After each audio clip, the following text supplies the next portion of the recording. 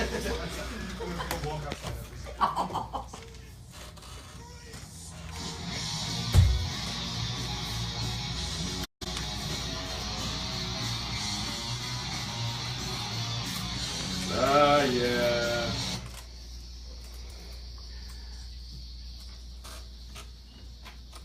Freak Nation, I know you recognize the song, and of course you recognize the pipes. The pipes. You got an off and on mic over there, Rob. I know you're used to. Am I on now? I couldn't believe how fast is that song going, dude. What is that? Did we have some kind of extra help that night? I don't know. I tell you, it's a crazy thing when you play metal live. You get so adrenalized, much like sports. The adrenaline starts pumping, and then you end up playing a song at 78 RPM instead of 45 RPM. That shows you my age right there. Between a single, the 44s something and from the ancient days, or the ancient days, as we would. Oh, hey, Modern Family fans! Rob Halford of Judas Priest here in the Freak Nation. He says he'll stick around as long as we'll have him. Before you throw me out this window, out into the beautiful Arizona sunset. It doesn't sound like it to you. And Rob, we've had you in the Freak Nation before. Yes. And I approached your manager. I said, look, I believe Rob's here in Phoenix, cutting loose for a little while. Would you mind coming in here in the studio? And she says, I'll check with him. And bam, lo and behold, you're sitting here in front of me, Rob. With my Kit Kats, my chicken salad. You're really taking care of me. I'll be munching away at these, listening to all the stats shortly. But thank you. And it's great to be here, Kenny and Crash. And you guys over there. That's Alex back there. Hello, Alex. It's beautiful. Yeah, I'm so happy. We've talked so many times over the years, over the phone, from different locations around the world. Right. And we are here together in the flesh. Well, let me back up just a little bit. The last time we had you on this show, on The Freaks, it was in the summer. We were pimping your rock and roll camp coming out this fall for kids in Los Angeles. And basically, I think the interview, we were given kind of a strict 8 to 10 minutes. It went over 30 minutes. We just clicked with you. This just went, and you're kind of cool. Okay, can I just say that? You know, I do have a tendency to gab, gab fest person. But I love you guys. I love your show, and you know, it's just a great way to as ever. I love my radio to communicate with our fans all over the place. I know everybody listens to Kenny and Crash not only here on the airwaves, but on the internets and the Facebook lives, and it's wonderful to be with you and just to talk about whatever this evening. All right, that's a 5-minute slobber fest between Rob Halford and the Freaks. You gotta get the slobber fest out of the way. Just saying. And Rob, the two reasons why I wanted to get you in here. One, of course, well, many reasons. One, of course, you have the rock and roll camp going off in September in Los Angeles. Yeah, number 3. Yeah. Whoa, really? It's the third one. Yeah. I mean, it's such a great thing. We've talked about this at length, as I'm sure we will again tonight. But yeah, they invited us back again, and the timing is right before we launch into the next Priest invasion with a new record that's going to drop next year with a world tour to coincide. So we're cooling our jets a little bit now. We've just finished work in the studio. We're mixing, and so it's time to run back to LA and have fun with the campers one more time. But the studio was in the UK, right? Where you recorded? Yeah, yeah. How much time do you split between UK and Arizona and LA? Yeah, it depends. I mean, like a lot of people that commute to work, I get on the bus, the 747 at Sky Halford, get off 8 or 9 hours later, go, where am I? I'm back in the homeland. And then they take me to a studio and put a mic in my hand and go, the red light's on, record. Whoa! No, it's not as dramatic as that, although sometimes it can be. Yeah, so you know, I'm back and forth. I'm a lucky guy. I have my home still in the UK, in Walsall, which is my home turf. And in the meantime, of course, when things are a little bit easier, I come back to the beautiful Valley of the Sun. And I found out, Freak Nation, Rob Halford, Judas Priest, Rob Halford joined the Freaks on Fox Sports 910, Dad, you've been out here since 1981. And I looked at you and I said, what the hell are you thinking? All the way back to 81. And the story of why you moved out here is probably synonymous with many people that don't live in America because of this TV and movies. This thing called the heat. That big burning thing in the sky that's going to wave goodbye shortly. Yeah, very, very quickly. Priest was we were on our very first American tour, And in those days, well, still, for any British band to have the privilege to come to this amazing country and play like we did from every place, from the upper East Coast over to Seattle, down to San Diego, way over to Miami, and every place in between. On that, probably the first trip, we had a show in Las Vegas at the old Aladdin, which I think is now dust. This is a dust pile. The old Aladdin, yes. The old Aladdin. But I was telling Kenny before we came on the air, I've actually got some old 8mm footage. I'm at the front of the early day tour buses, which were like converted Greyhounds. I'm at the front of the bus going down the strip, and there on the signage as you go down is Engelbert Humperdinck, Elvis Presley, Frank Sinatra, Sammy Davis Jr., Sonny and Cher. It's just, for me as a young musician, it's blowing my mind, you know. So we did the show at the Aladdin. We had the overnight drive, as it's called, down here to Phoenix. About 4 hours later, I get off the bus. It's the middle of the summer, so I opened the bus door, and you know what it's like. Even at 4 in the morning, we're tipping 100 degrees. So I'm like, well, we're still on planet Earth, you know. Where are we? I went to bed, woke up the next morning, and like I said to Kenny, I'm in the land of the Lone Ranger, you know. Bonanza, Fury, Champion the Wonder Horse. I'm actually in black and white in the UK at the time, watching them as a kid. But I'm here in this beautiful place, and that was the moment for me. We had a day off. Took a drive around Phoenix, which in those days was maybe 1 million people, thereabouts.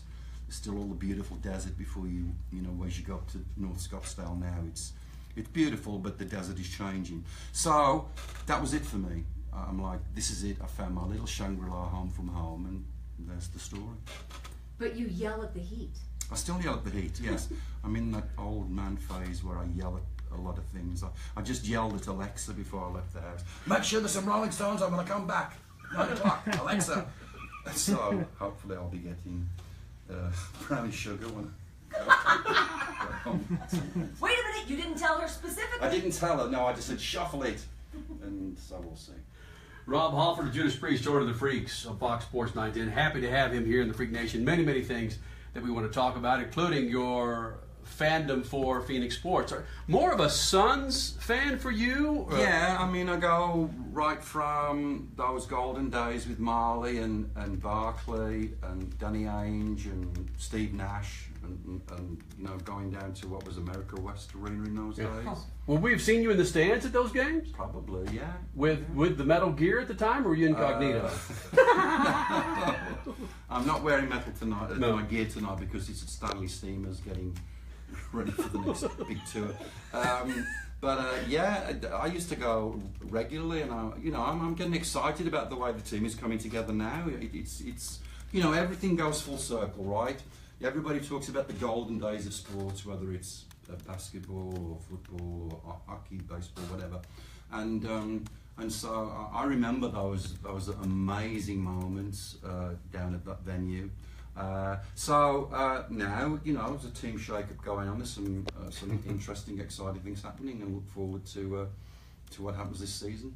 Would you be a fan, you know, all the rumors, is Kyrie Irving going to come to the Suns, whether or not Josh Jackson is a part of the trade? Would you be a fan of somebody like Kyrie Irving coming on to the team, or are you just like, hey, we're doing our own rebuild right now, let it be? I think let it be, but you know, that doesn't only just happen to the Suns, it's throughout the league. I mean, we're all looking for the best opportunities, and I'm sure that, you know, as things settle, as we move into the season, then exciting things are going to happen. Do you have a favorite player anywhere throughout the league? No, not at the moment. Not really LeBron or Steph Curry? Oh, yeah, well, obviously. Steph is my guy because he's a bit of a metalhead, I understand. Yeah, Steph likes metal. Oh, right. Yes. Really? That means his daughter Riley is growing up metal. Yeah. Mm-hmm. Yes. That is large. Yeah. Of course, I could have just dreamed that as an old person. you tend to say something and you just made that up. No, I didn't. Yes, you just made that up.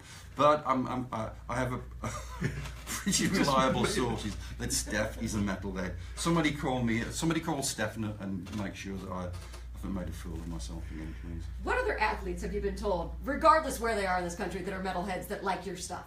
Well, I don't know, again, names per se. I mean, there are, you know, I'm sure there's metalheads in all areas of professional sports.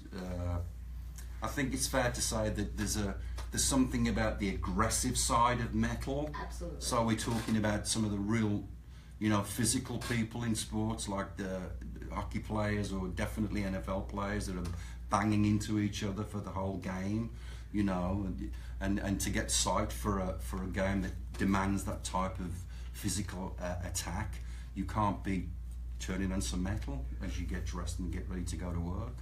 Heck yeah, locker room music, baby. Yeah, for sure. Breaking the law. Do you have locker room music before you go in front of 15, 20,000? Yeah, I do, and I think most of us in my world use music for the same purpose. So I've usually got Ronnie James Dio blasting in my part of the dressing room. All these years later, we still get ready together as a band. You hear these stories about bands that kind of have their kind of friction going on, and so you got the bass player in one dressing room at the stadium, you got the drummer down the other end and all that. I'm happy to report that even now, when Priest come into town to play a show, we get dressed together. We put the leather on and the chains and so forth, and we're talking and we get ready for the show and talking about the songs and all that kind of thing. There's a lot of love in Priest over 4 decades later. That's a beautiful thing. So yeah, we've got music amping away in the corner, whether it's some Ronnie or whether it's some Slayer, who I'll be going to see this weekend. All that kind of energy gets you ready to go out and do your business. It would have to.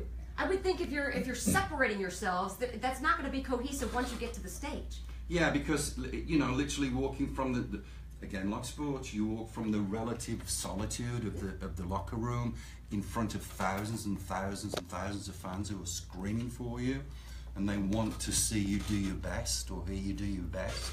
So there's a lot of that stuff that for some people it's a bit of a head game, but it's what we do. For us in Priest, that's been the way we've lived our lives for a long, long time. Yeah, imagine Floyd Mayweather coming out, his walk to the boxing ring, I and can't he's wait by for that. himself. Oh, really? Yeah, I can't wait for that. Did you see that bit of footage the other night? Which bit of footage did The bit where he's been slapped around a bit. Connor? Connor. Yep. Oh yeah. Did you see that? Yeah. What did you think, Kenny? I took the odds early on when it was, what was it, 3,000 to... I can't remember what it was, but... I'm just having fun with Connor with I think it's 3,000 to 1 or something crazy like. Bet $1 to win to 3,000, something outrageous like that. Do I think he's going to do it? No, but I think it's going to be a little bit more difficult than Floyd Money Mayweather actually intends for this thing to be. He's already laying out that oh, I'm old, I'm tired, I haven't fought in a couple of years. Excuses. Who do I want to win? Is that what you're asking? Yeah. Connor without question. Well, because this opens up the whole story about the hardcore enthusiasts of boxing and the other sport, MMA or full contact, whatever you call it. People saying this is really kind of not a cool thing to do in terms of how we want to see the heroes of our sport representing themselves, and it kind of moves into this area of discussion as to how do we kind of legitimize something like this. This is very, very, very unusual. Is it classed as being a real thing? Is it just going to be for entertainment? Is it just going to be for money? What's it going to be? All the above. For money, yes. Entertainment, yes. I kind of look at it as, let's get the best in the UFC or the best in MMA and the best in boxing, and let's really see if one discipline outdoes the other discipline. Even though I know Connor can't use all of his faculties, but at the same time, he's still a strong Spitfire dude. I don't know. I think he's going to give him a good test. How in the hell do you take away your feet and your grappling and just go directly into boxing? Something that you've been doing for, again, the duration of his time in the octagon. It's not like he can't throw a punch. I know that. But Floyd Money Mayweather's not a knockout artist. He's one, and as I said before, he's probably the greatest boring boxer on the planet. Can't be Floyd boring Money with Mayweather. Connor. Can't be boring with Connor.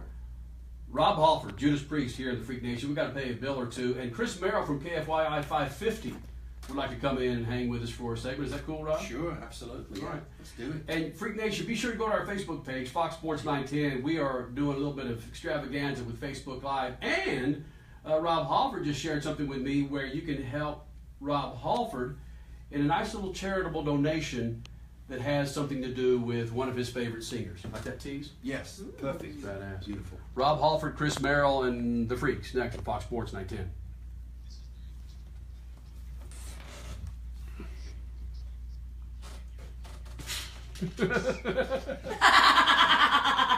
No. Great idea, though. Great idea. Weekdays, 1 to 4. I feel, what was his name again? I feel bad. If he doesn't want to be on the Thomas?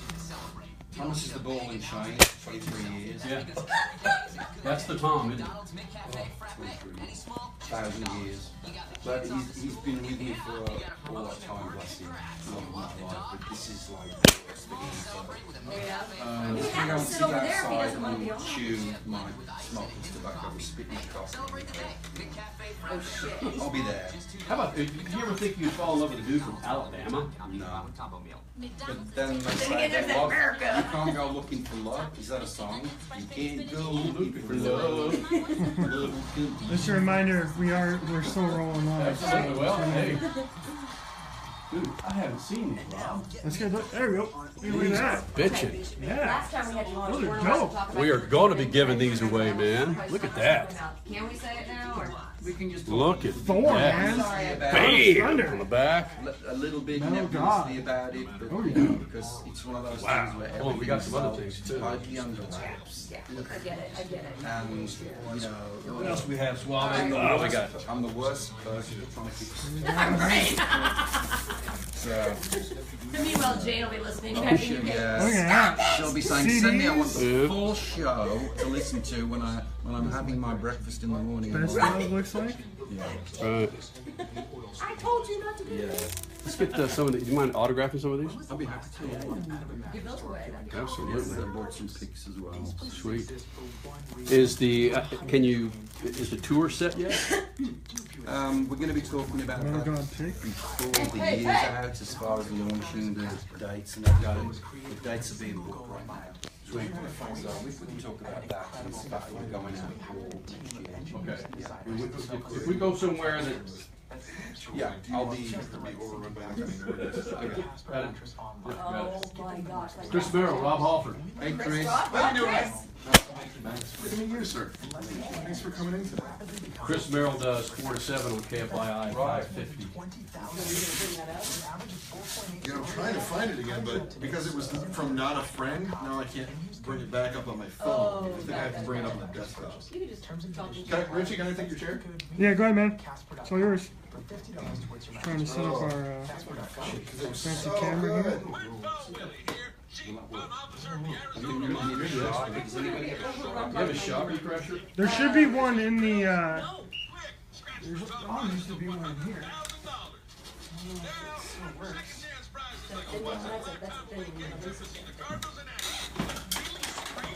I got a bunch of the car.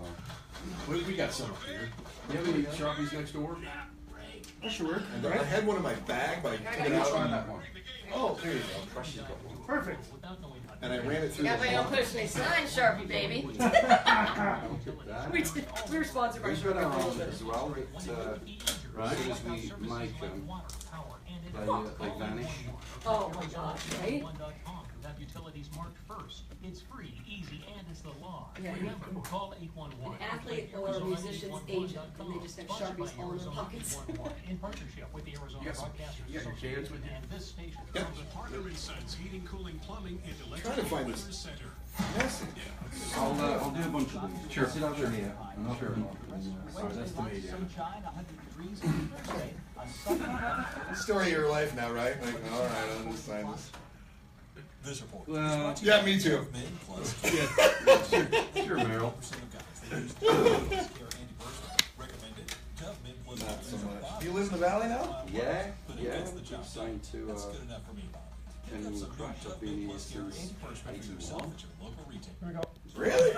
Crazy? I know. Is your studio make freaks working? Crash onto this. Okay, here we go. We're up now. You can win tickets to my home opener and more, all to benefit my First Down Fund. That's Fitz, the Freaks, and you, and Fox Sports 910 for the First Down Fund.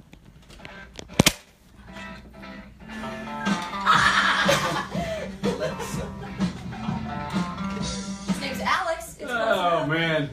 Oh, that's pretty clever. Alexa. I mean Alex. Play Brown Sugar. Is that Alex in Yeah, there? that's Alex back there, Rob. Crazy. It's Alexis. See, he pays attention. Okay. Yeah. When the musicians or artists or our guests say something, Yeah. Rob Halford, Judas Priest, continues with the Freak Nation, hasn't been offended or insulted to the point where he wants to leave at this point. In fact, he's autographing some of his Halford Metal Essentials, Volume 1, we're to be giving away, Freak Nation. And some bitchin' Metal God t-shirts that we're giving away. Those would even fit you, Chris Merrill, even in your spelt self right now. This is like the coolest the studio's ever been. Isn't it, though? Yeah. Why? Because you just walked in? Normally you have to ply me with alcohol to think you guys are cool, but this is pretty bitchin' today. And typically that's what happens in the Freak Nation on TMZ Tip It Back Tuesday. Rob Halford, Judas Priest, Chris Merrill, KFYI 4 to 7. You hear him Monday through Friday again on KFYI 5:50 a.m. And Chris, when you sit next to not just a rock and roll star, but probably the greatest voice in all of metal. Sorry. It's all right. Do you understand the importance of really the fact that Rob Halford is sitting next to you and what it means to metal fans out there? Be careful, Chris. Does Rob Halford know what it means to sit next to me? Yes! There you go!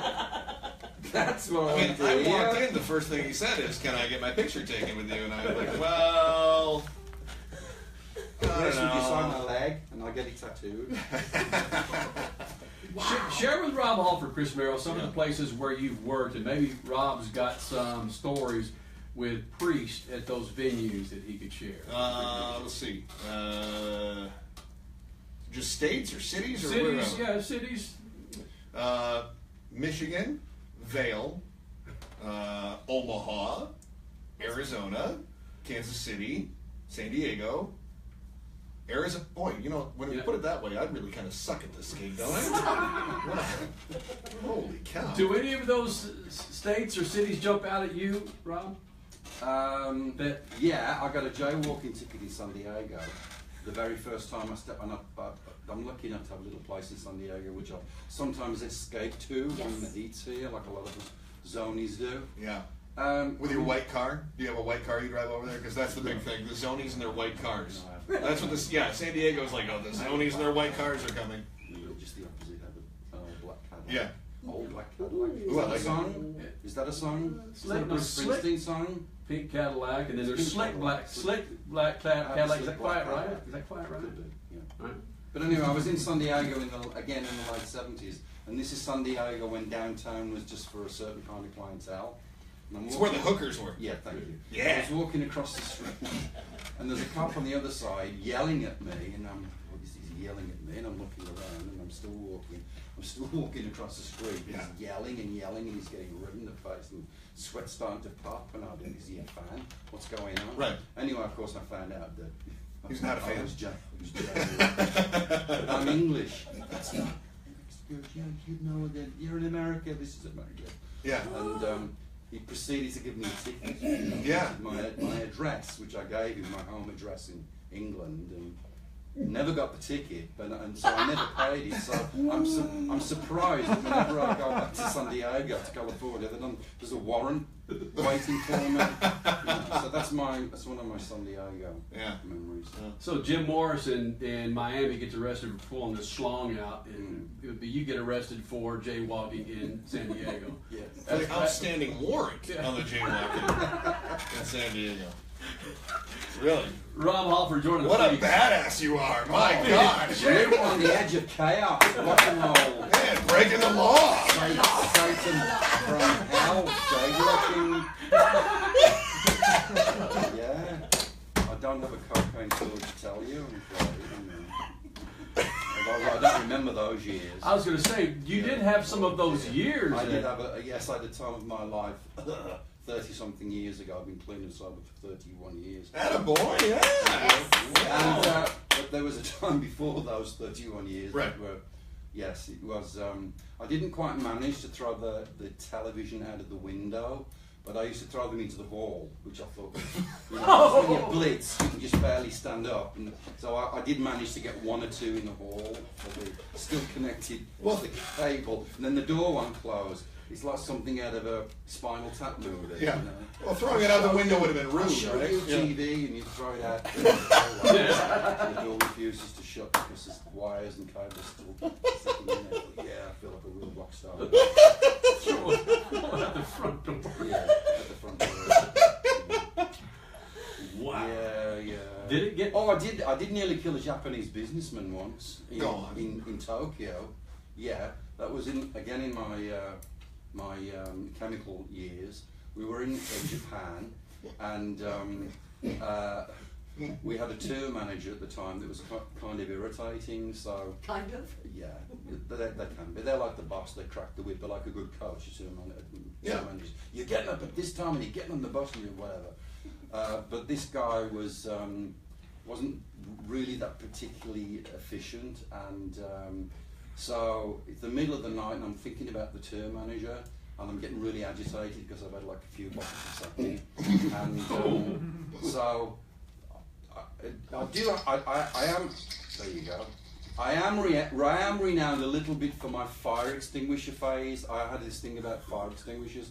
So in this instance, I'm staggering down the hall at 3 o'clock in the morning in a hotel in Tokyo, and I'm thinking, I'm going to get you. And I pull a extinguisher off the wall and push it under the door and set it off and run, like a little kid, run back to my room, which is about 4 doors down. And I go in my room and I'm peeking. And first of all, I'm thinking, I thought this is supposed to be water, right? I can't hear water. And then I see all this pink kind of pink powder coming underneath the door. Oh God, it must be one of those powder. Yeah, foam or whatever, right? Yeah. Well, anyway, whatever. At least he's got, he's gonna whatever. I got the job done. And just as I said that, the door opens and a Japanese businessman runs out in his kimono, covered in pink extinguisher. So because I got the wrong room. Oh crap! 303 and I did it in the 301. If only social media existed back then. Oh yeah. What have I done? And I just kind of looking through the peephole. The police came and there's all the the Japanese people yelling at each other, and I think they knew it was us, but there was no proof.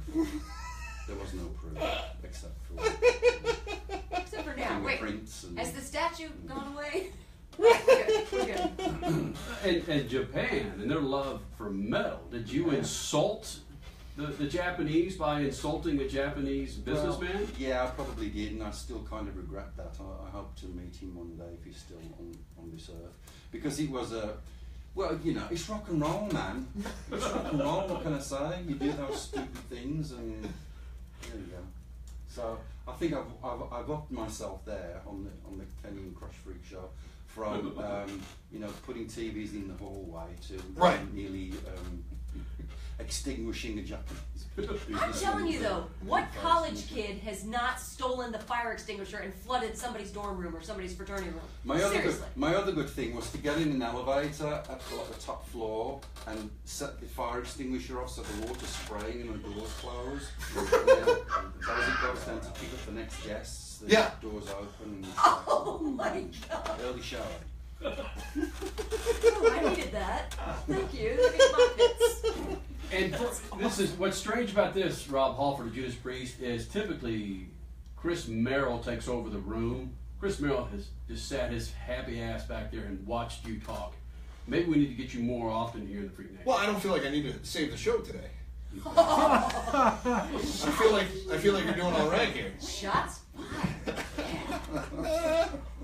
I've been talking about racists and Nazis all day. Are you kidding me? Yeah. Hearing stories about throwing televisions is about the best way I can imagine ending this day. Yeah, it's been a tough couple weeks for you. Oh, it's been a tough couple years for you. Oh.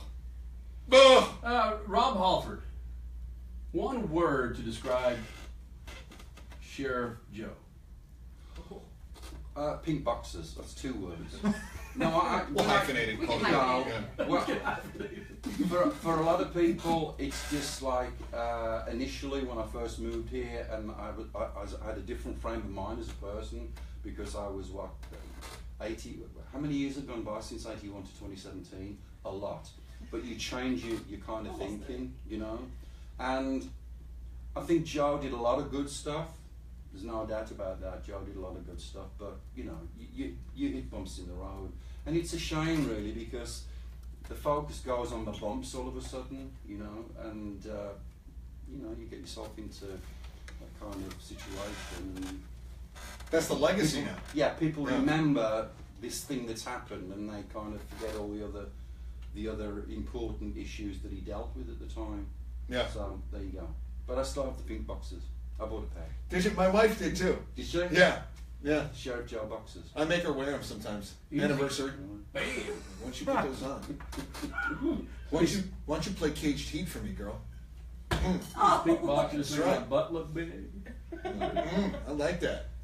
Meryl, I'm sorry we didn't have any alcohol for you tonight. I don't think. I know I'm not. I'm just enjoying. I'm on a high right now, sitting across from Rob Halford and Judas Priest. Chris Merrill, you hear him Monday through Friday, 4 to 7 on KFYI. Thanks for having me in, man. Kind of a release Are for you going now, Chris? I'm gonna take off.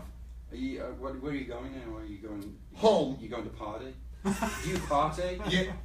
Do you mean do I Do you party? party? Oh yeah. Not the white Sometimes. paint party. Sometimes. It's the party. You know, like the. Just like, suds. Yeah.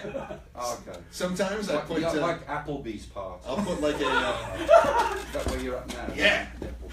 Put like a glowing light in my pool, and I'll stay up till 10:30. All by yourself. Yeah. Little nakedness in the pool, all by yourself. I'm crazy. And again, his name, Chris Merrill. Thanks to you. Thank you, sir. Coming up next, Chris, you can come up to my house and skinny dip. And we'll party. Yeah. We'll look at the red light Yeah. and eat Applebee's. We're gonna 2 for 20 up in this bitch. Yeah. 22 apps at Applebee's, baby. Do you can Want some riblets? Josh Weinfuss with ESPN.com, our Cardinals insider, is going to join us next. And I told him that Rob Hall, you may hear an English accent asking you a That'd be Cardinals nice. question. Yeah, Cool? that'd be cool. That cool? Yeah, yeah. All right.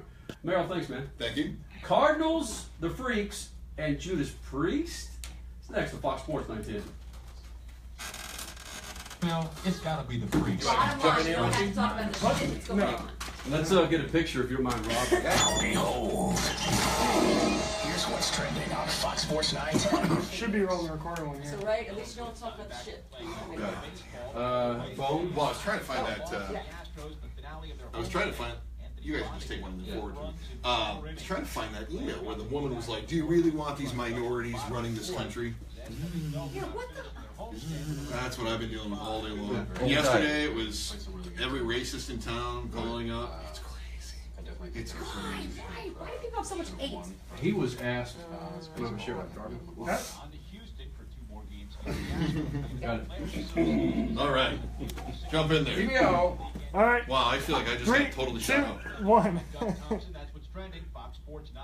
All right, we're good. Good. Yep. Awesome. Cool. Thanks, guys. Chris, thanks, brother. Thank you, Chris. Thank you. Nice to meet I'll be coming more. These guys freaking needed it. I'll tell you that. Yeah, he. You do look good. Seriously, how much have you lost?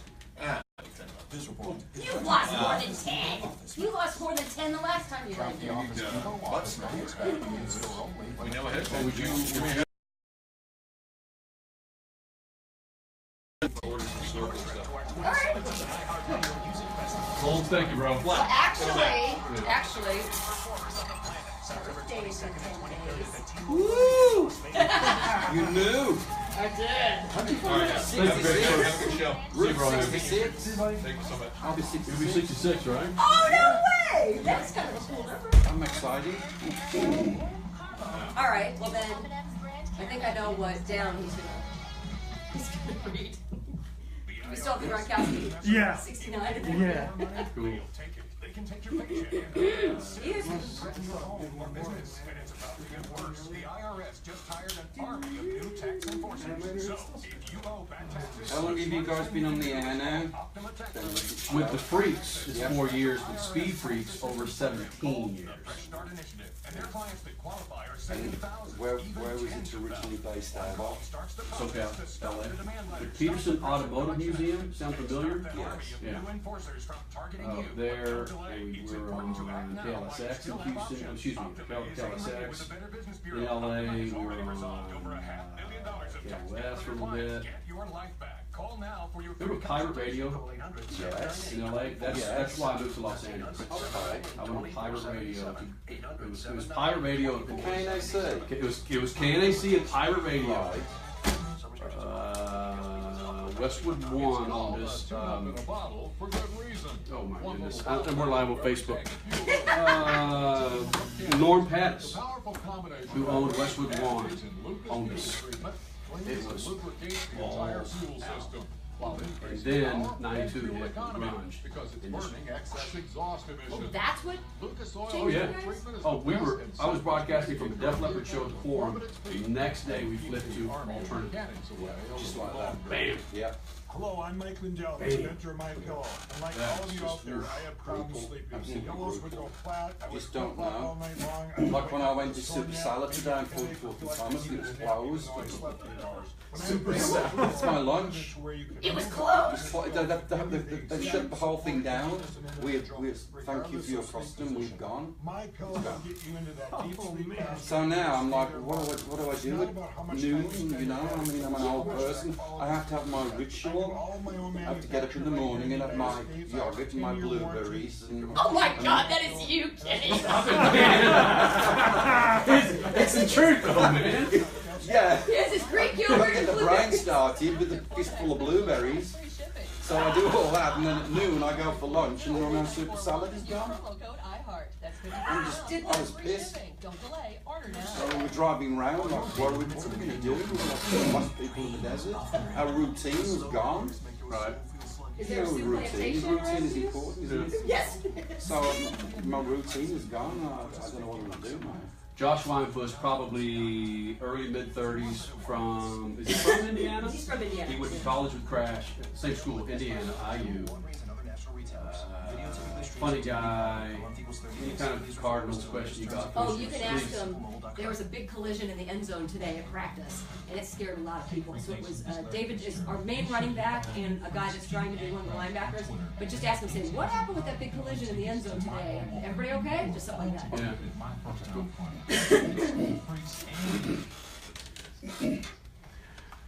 Yeah, I'm sure Rob Halford is a Larry Fitzgerald fan. Rob Halford, who's been here since 1981, knows the significance of Larry Fitzgerald with the Cardinals, and Rob, what he's meant to the city as an ambassador, not just for Cardinals, but just for humanity. Mm-hmm. You know, Larry Fitzgerald is an incredible dude. He's just such a nice guy, and he's been here in the Freak Nation many, many times. Right. Yeah. Beautiful. His name is Josh Weinfuss, ESPN, ESPN.com. Hold on a second. Don't bring that down just yet. Okay, Josh. Do you recognize this song, Josh? Okay, Good. Bring it up. Here we go. Here's the chorus. All right. So why? Okay, you do recognize that song, right? Okay. Just understand that we had the singer of that song in the studio, so I don't need to hear any of this. Kenny, it's old man music. Well, this kind of is. From 84, 82, whatever the hell it was. Woo! Josh Weinfuss, ESPN, ESPN.com. And things are getting a little out of hand at Cardinals camp. And in particular, I got to bring it up again in regards to receivers. Are we going to get this thing fixed quick, or is this going to be a process, Josh?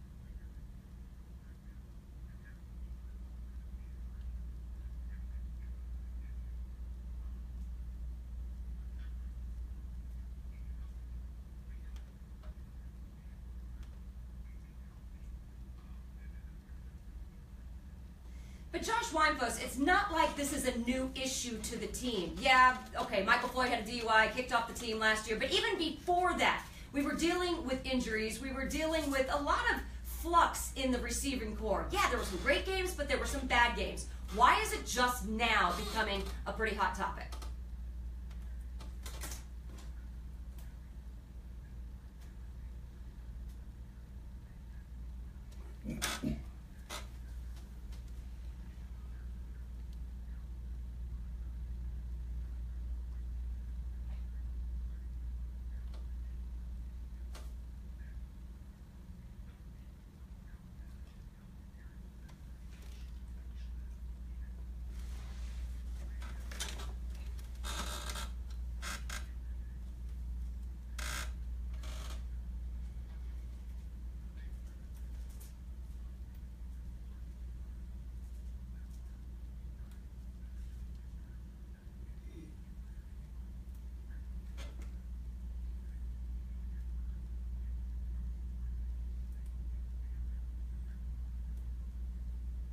Josh, wasn't there some kind of a collision today at practice? What happened there?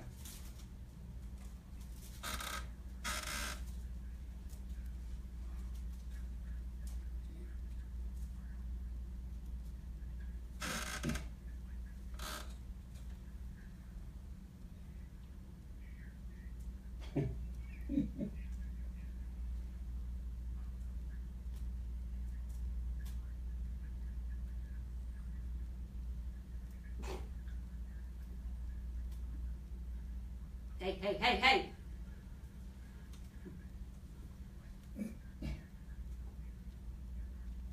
But okay, so David Johnson enjoyed a big hit by Scooby Wright. However, what did the coaching staff, what did BA say? Because, yeah, a hit like that, okay, it makes you feel good as a player, but what if an injury would have happened?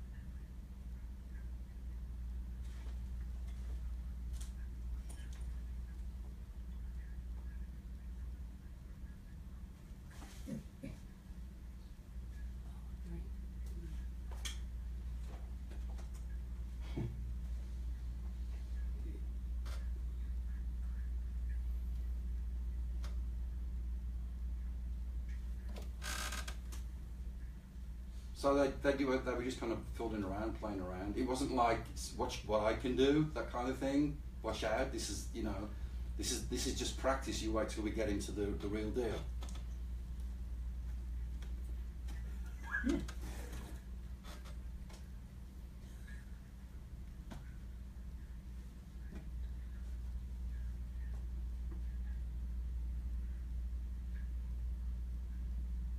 Okay.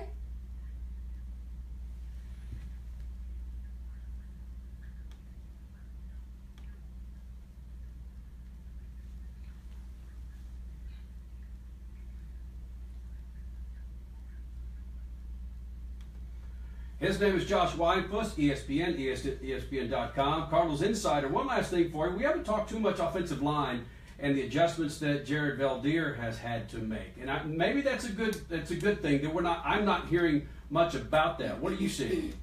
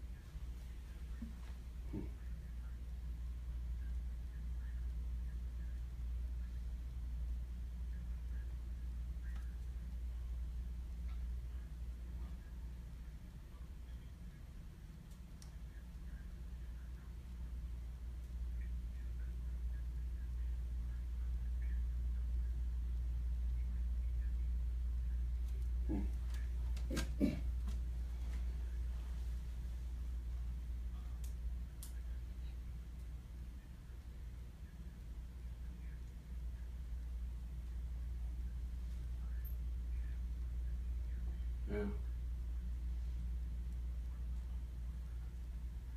His name is Josh Weinfuss. ESPN, ESPN.com. Cardinals insider joining the Freaks. We'll do it again tomorrow night. Rob, he's pretty. He knows his stuff, doesn't he? Absolutely, knows more than I do. But then, Josh, what is the size of the guitar string that Glenn plays on the third bar of Breaking the Law? You see, you got it. You're only 100th of a 100th off. There it is. Thanks, Josh. Josh, we'll do it again tomorrow night, buddy. Thank you. Freak Nation, a great follow on Twitter at Josh Weinfuss. If you're watching us on Facebook Live, Rob Halford is kind enough. We're getting comments on our Facebook Live page going, can he really? Rob Halford has to unwrap his own CD? That is a good point. Where's that minion I brought with me? Right.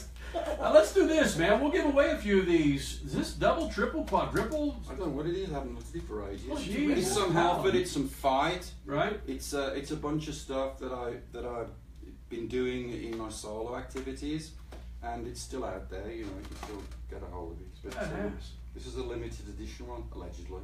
He's signing every one of these damn things, Freak Nation. We'll give these away next on Fox Sports 910. Nice. We'll give these away to next segment. Facebook Live. More information about Right. contests on this station. Man, let's open up that food. I'm hungry, man. That's a good point. Stuck in. We are Break open bitches. those bretons. Yeah, I figured you would like that, man. Some chicken protein going down. Right? We're going to give some of these away coming up, so keep listening. Right. FoxSports910.com or the iHeartRadio app, and you can win one of these bad boys. Bam! And seriously, I've got some English tea, black tea, if you want some. You know, I'm good for that. Thank you, Henry. Right?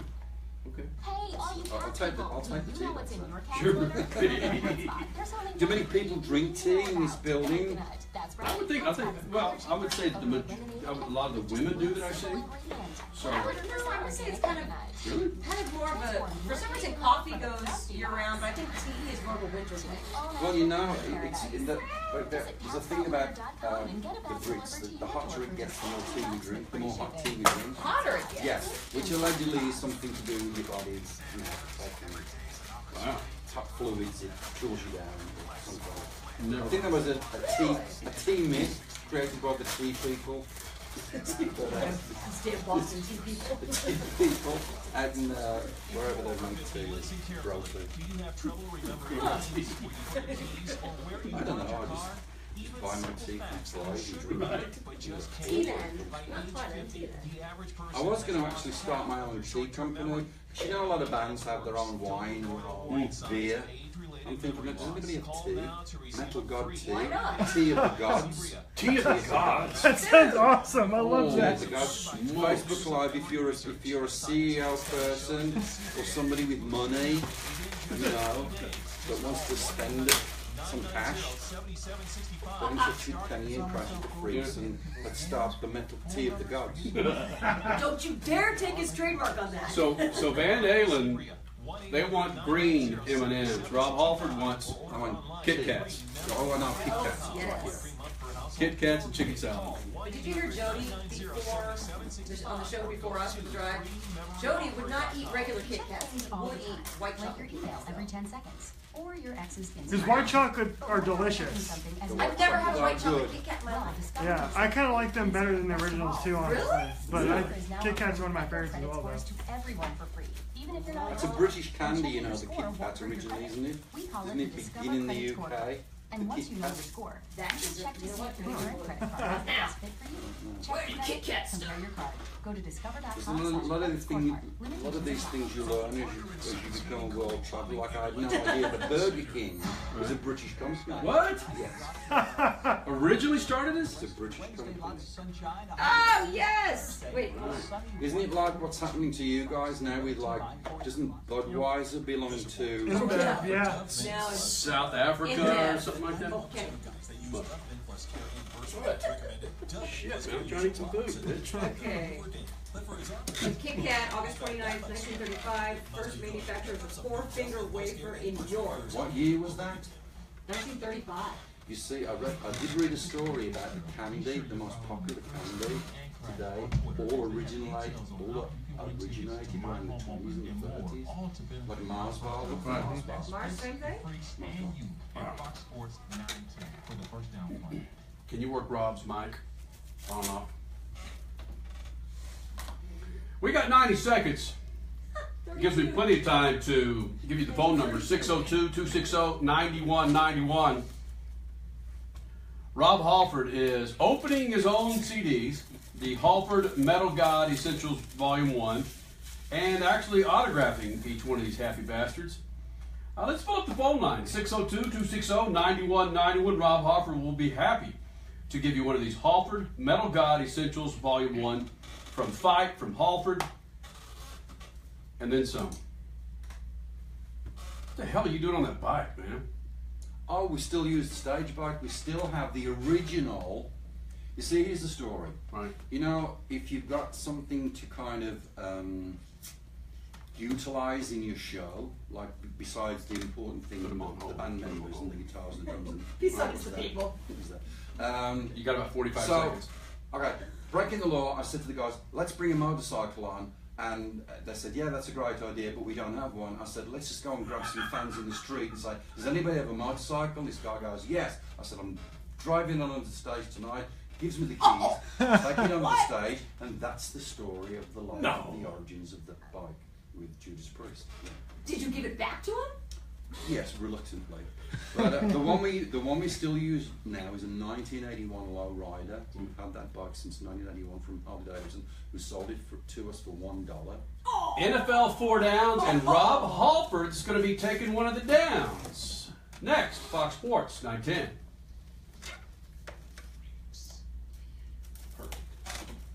Perfect. Yeah, in fact, somebody sent me a clip. Oops.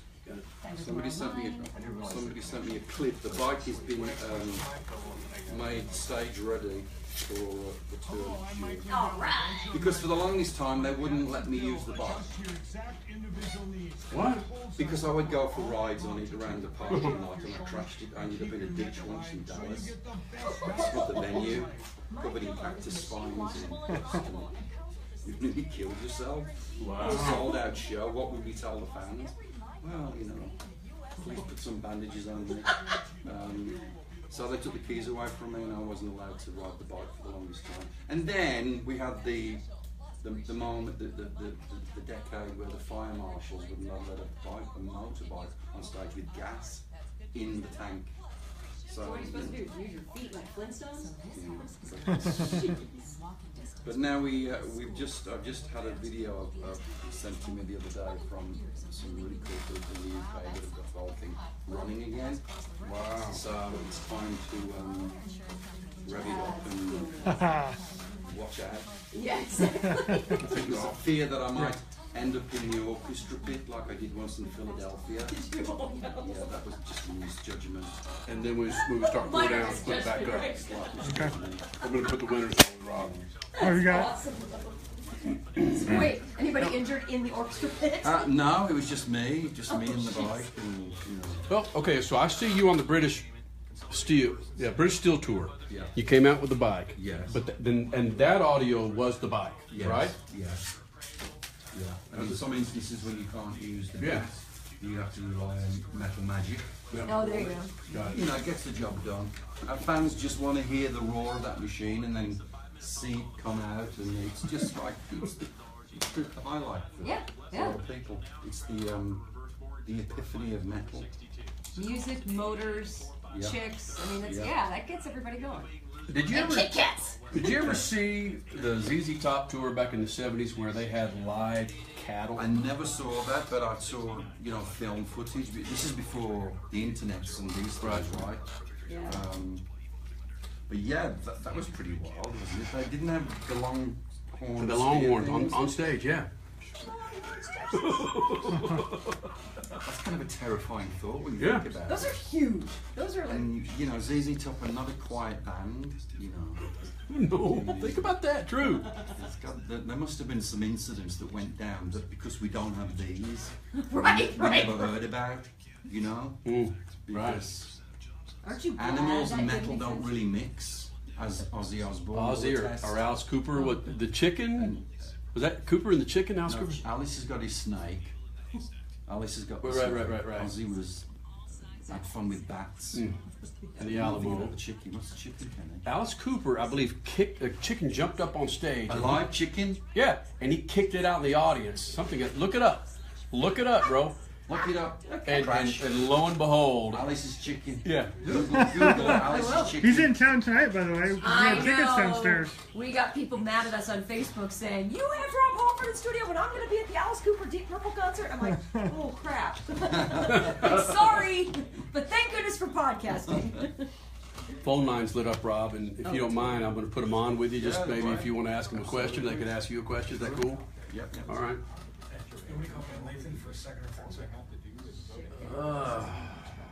Toronto Rock and Roll Festival in 1969. Someone from the audience threw a chicken on stage. All right, hold on. What's that? Let me go ahead and... Oh, we'll just go to Rolling Stone here. Alice Cooper's infamous chicken. Third segment. Yeah. Where is it? Oh, come on, populate. I've been having terrible tabs open, Crash, because you're on Facebook Live here. Pornhub.com or something? Yeah, oh yeah, no. You see my other companies, yeah. Okay.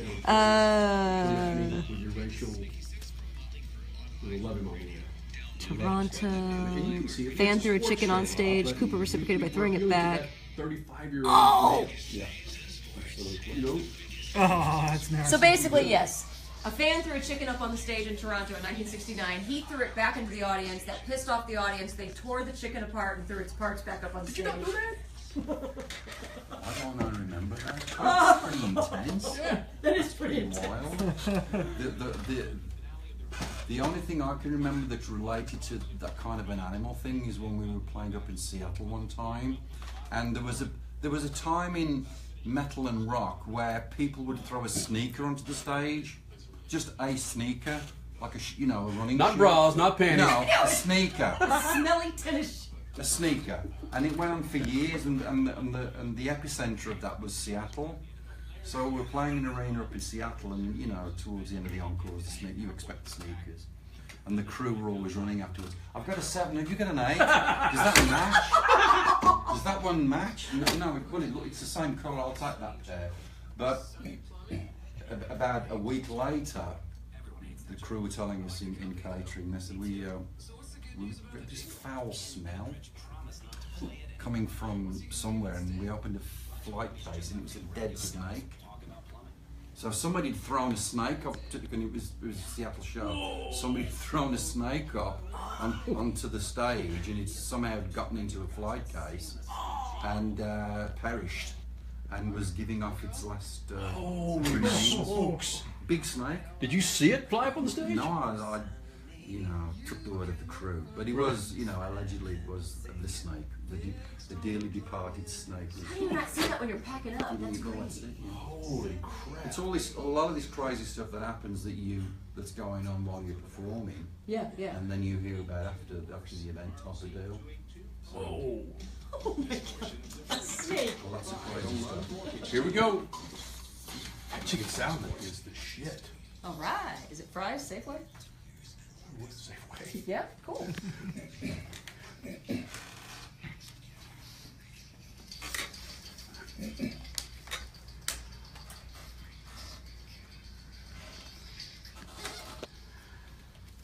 Second hour of the Freaks.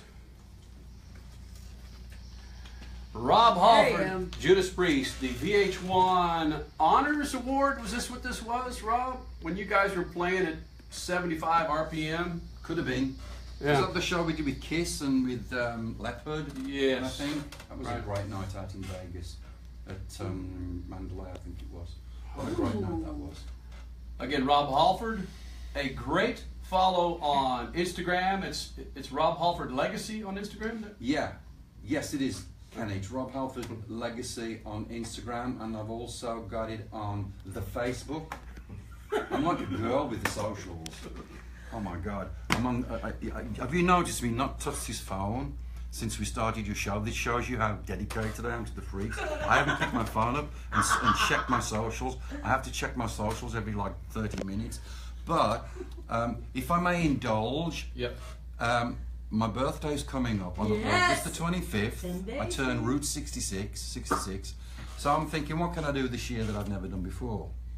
I was talking to my good friend Wendy Dio, and there's this cool thing on Facebook. As your birthday approaches, they suggest, would you like to be part of a fundraising thing? So today I launched a fundraising donation thing on Facebook for my beautiful friend Ronnie James Dio, the Stand Up and Shout Cancer Fund. So if you want to go to the Rob Halford Legacy Facebook site and make a donation, doesn't matter, it can be $1, it can be a penny, whatever you want to do.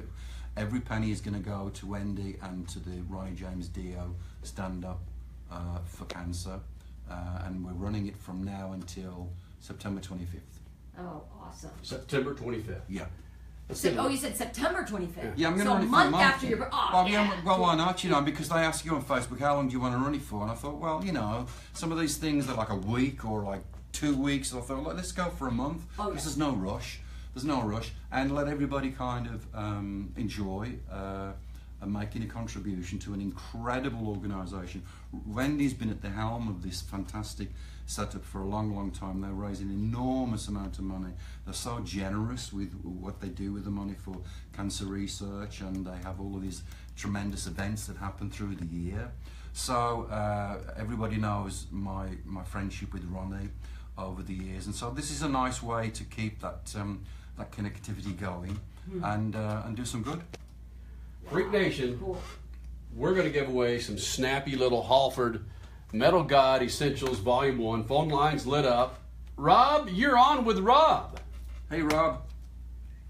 Where are you calling from? Yeah, are you from Phoenix or am I from Phoenix? I'm in Phoenix right now, Rob. Oh, cool.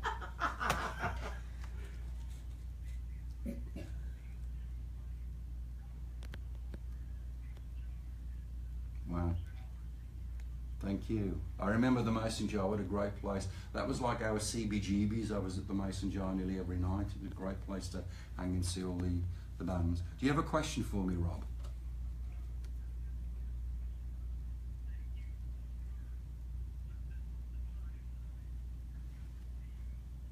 Well, thank you. Appreciate it.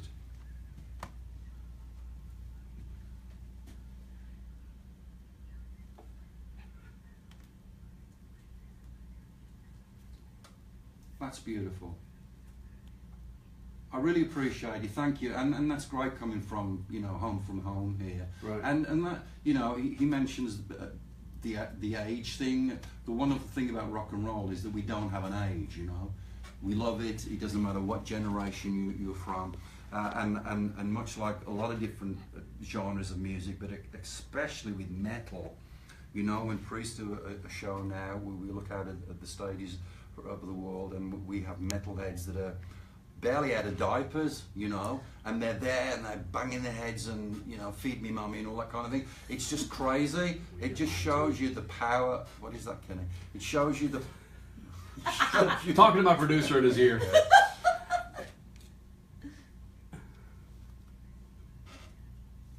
Yeah, it's for everybody. You know, I went and saw Metallica the other day. And Rob, I'm going to put you on hold real quick so we can get your information and we can get you the DVD, okay? Or CD. Thank you, buddy. Thank you so much.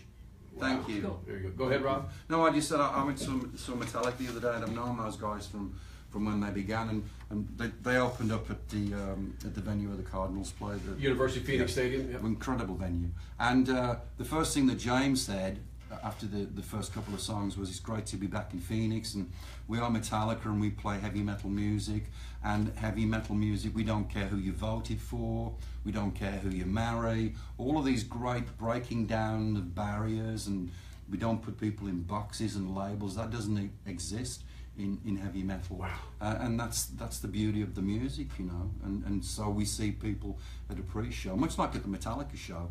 I was talking to Lars afterwards. It's just this amazing thing, much like sports. You know, you find your favourite team and you stick with them through thick and thin, through the good times and the not so good times, or whatever that might be. And you're dedicated, and it's for everybody from every age group, every walk of life.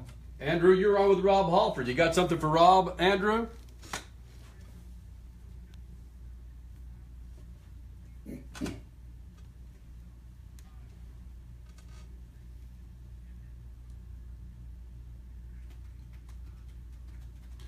Hey Andrew, you know, I count my blessings because I was born in 1951, and so I actually grew up around the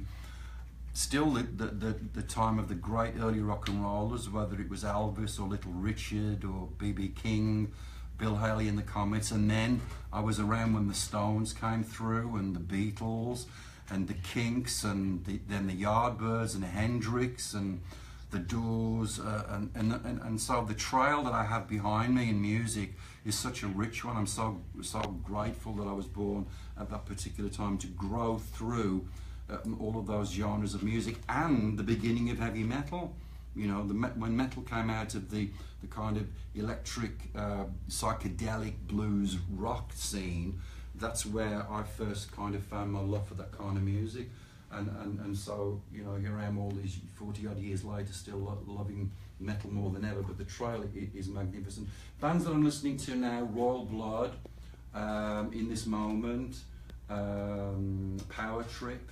You know, the great thing about metal, and again, much like sports, is there's always another great thing about to happen. There's always another great performer, and a great group of people that are going to come forward in the world that we love, whether it's a football player or a basketball player. We all have this great legacy around us, and there's always a new talent about to break through. So those are a few people that I'm listening to right now, Andrew. Andrew, we're gonna put you on hold. Congratulations, you got an autographed Halford medal. I can't see. You wrote over the damn title, Rob. Metal God Essentials. Metal God Essentials Volume 1. I'm gonna put you on hold, Andrew. Phone line open 602-260-9191. First caller 602-260-91. You can talk to Rob Halford and get your questions in. Of course, you're gonna take home an autographed CD. I made a mistake many mistakes. In 1987, Paul McCartney was playing Texas Stadium. And I set up the broadcast, I set up the interview session, and I walked in with a Rolling Stones shirt. What? Did he say anything? He did. What did he say? He with a laugh, he said, "Get that piece out of here." If someone walked in, is there a band out there? If someone walked in maybe with a Maiden shirt during I would love it. I'd love it. I would hesitate to say that. I bet you, Paul, because Paul and Mick have known each other again from the beginning of of times in music. So there's this kind of, you know, kidding around amongst each other that we have in the metal world. But you know, the heart of it is that we love this music, we're passionate about this music, and it's like, you know, if Steph Curry bumps into LeBron, you know, and LeBron's wearing a blah blah shirt, Warrior shirt, you know, Paul George or a Warrior. So it's that kind of, I know what you're trying, that kind of deal, but it's all good kidding around, and you know, at the heart of it is we love what we do, and there's just a great connection there. Well, what was cool, Rolling Stone interviewed you, I believe, in June of this year about their top 100 metal bands, and they wanted your top 10. Right. First, I found it interesting that you didn't put yourself in the top 10. That was a little iffy to me. Come on, hold on, we'll get to that in a second. There were only 10 spaces. No, stop. But your top 10 was solid. I mean, anything from Lemmy to Slipknot to just, wow. It was a really solid top 10. Everything and everybody, yeah. I mean, I've always said, you know, metalheads, much like sports fans, we're passionate about our team. Oh, you suck, you know, you're going to have a terrible season, I hope you break your leg and all that kind of crazy language. But have an open mind, you know, have an understanding that if you watch this, the way this guy throws the ball, well, check out the way this guy throws the ball. He's in a different team, and you know, he does it really well. So keeping an open mind and being able to appreciate and understand all of the other great talent in music is a way to discover things about music that you didn't know and enjoyed. But let's talk a little bit about that, because Judas Priest was one of the first bands to put 2 lead guitars in the band. Yeah, absolutely. That's why I thought one of your albums should be there in the top 10, because you guys you broke ground for metal. Well, you know, again, we were inspired by a band called Wishbone Ash. They were one of the first bands, I believe, that took it to that level. There were bands with 2 guitar players, but there were not bands with 2 lead guitar players. So they, as I recall, were one of the first bands to feature 2 guitar players playing at the same time, because generally when you have 2 guitar players in the band, one guy will play lead and the other guy will play rhythm to fill that space, to fill that kind of dynamic that's missing. So for them suddenly to go, well, we're going to do 2 guitars and just leave the drums and the bass, feeling that dynamic, gave the whole sound a different tilt. And we found that very interesting, and that's when we were, I believe, the first metal band to bring in 2 lead guitar players. Badass. Rob Halford, Judas Priest. We have phone lines lit up. We got Ron, Dave, Steve. We'll get to your calls coming up next. And a couple things, if you don't mind talking about, Rob, is when we had you on last time, back up a second. When we had Lemmy on Speed Freaks 14 years ago, there was some similar conversation that we had with him that we had with you the first time you were on with the Freaks several months ago. And it has to do, of course, with the political air here in the States and the political air over in Europe. To be perfectly honest, we had the same conversation with Scorpions. Yes, we did. We in fact, And do you it mind? was Can we touch a little bit on that Absolutely, coming up yeah. next? Yeah, Okay. absolutely. We'll talk about that, and I see you guys on hold. We'll get to your calls, the questions you have for Rob Halford. Rob Halford, Judas Priest, joining the Freaks of Fox Sports 910. You okay? You want to get out of here? You cool? I'm good. You good? Absolutely. I'm having a blast. I'll go on some big stories. You'll be perfectly happy. Where is he, by the way? He's just out there with his gospel and speaking and Because if he doesn't want to be on video, thinking about what we're going to have for dinner. Well, get some of the chicken salad to us, man. I feel horrible. This exists for one reason: for a highly trained, commission-driven salesperson to dupe you into spending way too much Yeah, his money top on 10. vendors. Let me show you Hi, here. my name is Neil. Top I'm one of the 10 metal co-founders of Casper. albums Casper was according created with a to single goal in mind: deliver Rob a great Halford. night's Motorhead, sleep Ace of at an Spades, incredible number value. 10. So we hired Slipknot, a team of engineers Slipknot, and designers number to develop 9. a single perfect mattress that sleeps cool. Emperor, and is just Anthems right to the for Bottom you. at Dusk. We sell Whoa. a Casper mattress online. Put my chair down. Skipping the Number works 8. of mattress stores. And we let you try Dio, it Holy for Diver, for 100 nights 7. risk-free. In less than 3 Pantera, years, Cowboys from Hell, the number internet's 6. favorite mattress. In fact, Slayer, it now has Rain more and than Blood, number 20,000 5. reviews with an average of 4.8 stars. Iron Maiden, Try us out number today. 4. Simply go to Casper.com Korn, and use Korn, code number MEDIA 3. to get $50 towards your mattress. We have this thing where I go, That's code MEDIA at Casper.com. That's the one way. For $50 towards your mattress purchase. Casper.com. Thanks for it's checking my, us out. like, So you're sort driving of yelling, Right. he used to do to the It's cats, not a yell. and he didn't connect, so he's probably walked down to the Probably take it over to Kiss FM.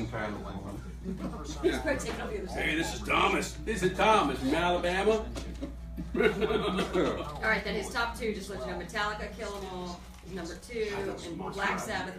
And somebody pointed out that all of the releases that I picked were the first releases Yeah.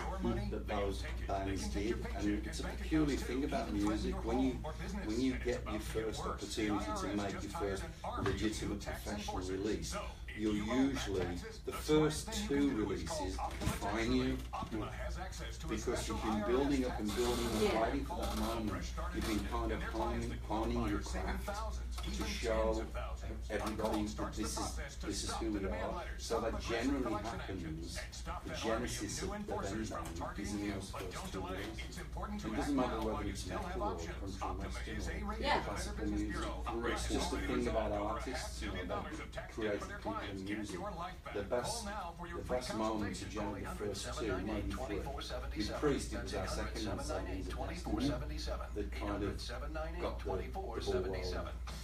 So, yeah, I didn't realise, and somebody said, you know, you pick the first records of all those people. It was just instinct for me. I knew that those were some really Do you remember where you were when you heard Black Sabbath? Was it one of those moments where, holy shit, I was sitting all the time. we're from the same town. Be sure So I would go and see them play. I don't think I saw them when they were at this band called Mother Earth. They were called a different name before they were Black Sabbath, but I saw the very, very early beginnings of Black Sabbath. And you just knew it. Yeah, he was just extraordinary. I'm sure Rob Halford could pontificate much better than what I'm about to say here, but you hear that riff from the Beatles? I may sound like an old white dude, but that just transcends music. It's as fresh on August 15th, 2017 as it was back in the 60s when it came out. Rob? Yes, and we were just saying back, Kenny, we were talking about Black Sabbath, and you listen to those very early Black Sabbath albums that they played here, you know, and it's just like they were made hot off the press 2 days ago. It's an extraordinary thing that the first releases of any band, because it really is kind of the genesis, the setup of who you want to represent yourself with the sound that are coming out of speakers. Rob Halford, Judas Priest, continues on with the second hour here in the Freak Nation. In 2003, I think it was, Rob, where Lemmy came in the studio with his red Solo cup, Coca-Cola and Jack Daniels, and every now and then this little dude would come in and fill it back up, fill it back up. That wasn't the thing that stuck with us. The thing that stuck with us, Rob, was when Lemmy, we were talking about where we are as America in 2002, 2003, he said, on 9/11, it all changed. It did. They attacked you on your soil, something that's happened in London, UK, and Europe for many, many years. He says that was the game changer. From a guy at your age who has seen some fairly incredible instances in Europe and England, would you agree with what Lemmy was talking about? Without a doubt, yeah. I remember I was in my apartment in San Diego, and I watched that second jet go into the building, and my knees went from under me. You know, it was just too. The word, you can't find words even all this time later. But definitely, much like Pearl Harbor, you know. And when I was born in 1951, the UK and Europe was still rebuilding after World War II. There was still rationing going on when I was growing up as a kid. Much like, I think Lemmy would have probably told that story as well. But there are these moments in your life, these terrible, terrible moments. We had one the other day in Virginia, and you see, it's what you do after the event. What do you do now? You know. How do you try and make sense out of something that doesn't really make any sense because it's so cruel and it's just so evil, you know? So, you know, as a Christian metalhead, I've always had this great philosophy about, you know, the light at the end of the tunnel. There's always light after darkness, and you can only build as best you can goodness out of evil things that happen. And I would say that for the most part, you know, over time, things do repair. The memory doesn't repair. The memory is always there, and it shouldn't repair, whether it's Auschwitz or Pearl Harbor or any place like that. I visited Buchenwald on a priest tour and walked around that camp, and it you know, it makes you think as a human being. You know, it makes you think, well, I think every single person, no matter where you are in your life, you can make a contribution to humanity. It can be as simple as, you know, opening the door for somebody to walk into a building. There are all these little tiny things that we can do collectively as people to make the world a better place, and I think that's really important to remember. There's something that's been around for a couple of years called Pay It Forward, where somebody's in a Starbucks line, like a drive-through, and they say, hey, take care of the guy behind me. Here's my credit card, just whatever, up to $25, take care of him. And that kind of thing goes a long way. And like you said, opening a door, it goes a long way. It doesn't have to be money, but that's a nice thing. Right. That's a nice thing to do. Yeah, it's the simple things, and you know, as I've had this great gift of life to live longer, I make more sense of the simplicity and trying to make it simple, and just being grateful for the smallest things, and that's a good way to try and grow as a person. I don't think you ever stop growing. No. You know, you never stop growing. The things I think about myself, even on a day-to-day basis, why did I say that? You know, it's a stupid thing to say. What a jerk, you know. I think if you can kind of police yourself and just be aware, just have an awareness, and we're seeing all this stuff that's still flying around from what happened the other day up in Virginia. This is another important moment for not only America, for the world, really, to address something that is there daily. It's there. A lot of it has been kind of underneath things, under the ground, and it, unfortunately, it takes a tragedy to bring it to the surface. So we have this open discussion, and we find out more about ourselves, and this is all about growing. And fear is the worst thing, I believe, in humanity, because the natural reaction to fear is to put up a wall, is to close down the building, you know, is to not let people in, is not to communicate. I think that's a terrible thing to do. So when these incidents do occur, you've got to speak. Even if you might be saying the wrong thing, you've got to speak, because out of dialogue, out of exchange, comes, in most cases, comes solutions. And the great thing above and beyond all of that is his most beautiful word ever is democracy.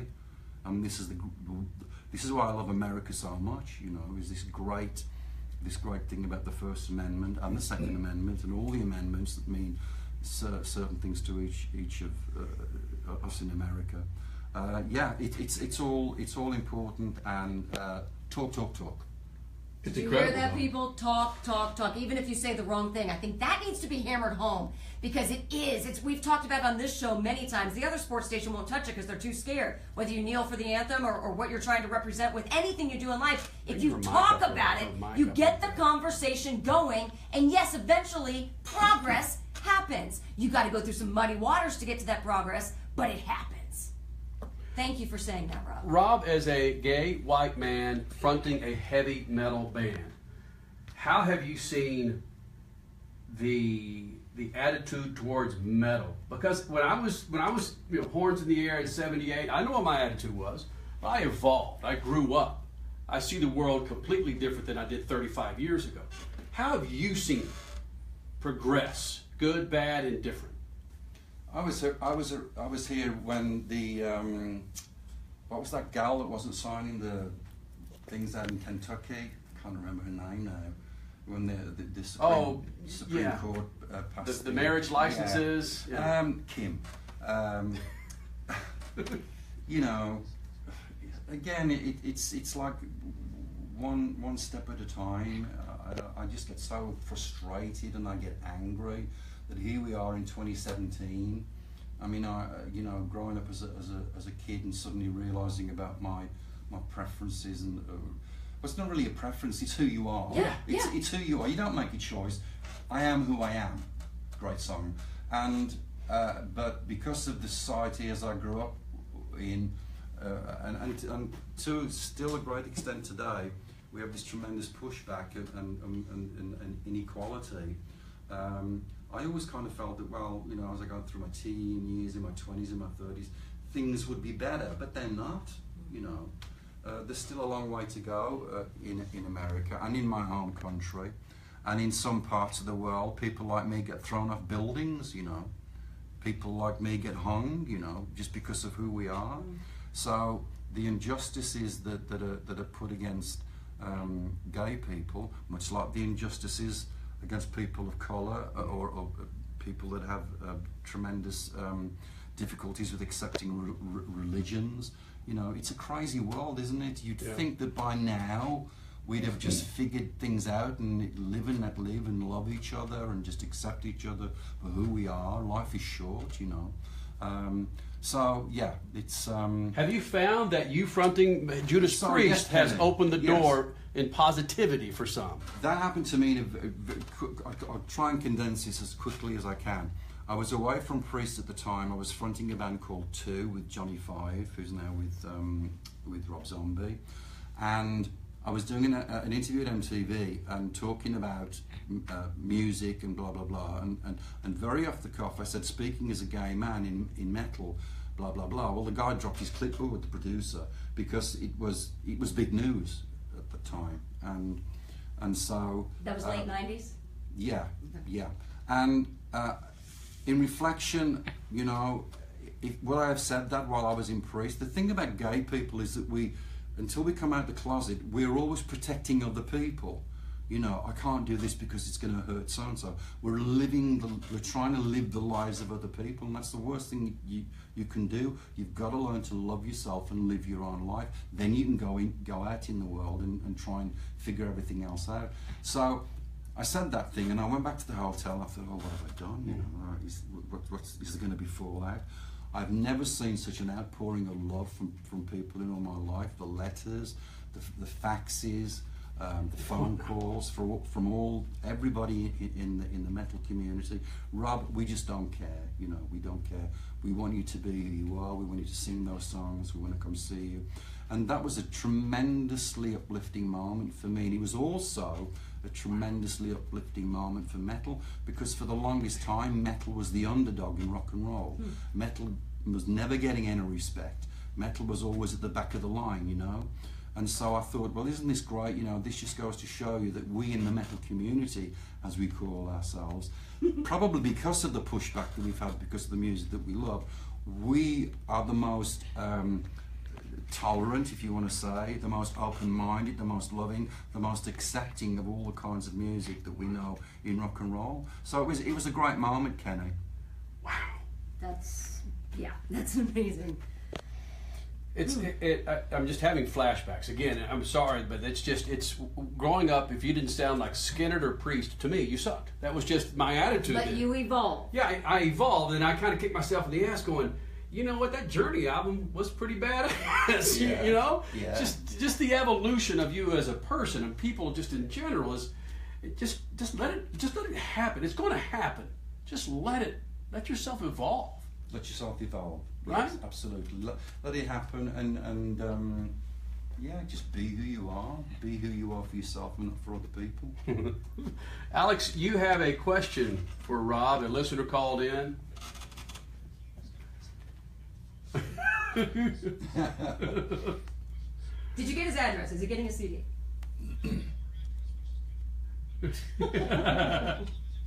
Good. Okay. Good.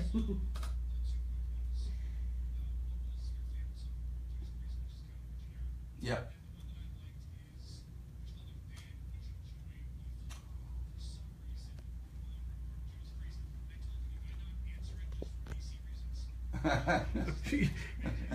You're right. Okay, my all-time favourite Priest song, I always say it's Victim of Changes from Sad Wings of Destiny, just because it's got the riffs, it's got the power, it's got the quiet bit in the middle, it's got the twin guitars, it's got the thundering beat. To me, it's got a lot of the elements of metal in one song, so that's you know. Alex, get the live version, please. Please, Alex, right? Can we get the live version? Yeah, he'll dial it up. Yeah. The other question, I mean, I've had the great joy on 2 occasions to front another band that everybody knows, you know, but besides Priest, Black Sabbath, who now of course supposedly retired. I filled in for Ozzy a couple of times when he wasn't. His pipes were not really as he wanted them to be. So that to me was like a kid in a candy store. Wow. To sing there with Tony on the one side and Geezer, and in one instance with Bill behind me at the Costa Mesa show all those years ago. That was just a thrill. So that would be my go-to band, definitely, if it was still around. All right. And Heaven and Hell with Ronnie James Dio. Wow. I love every that record. song on that album. Love that record. What a great band. And I'm seeing Tony in October.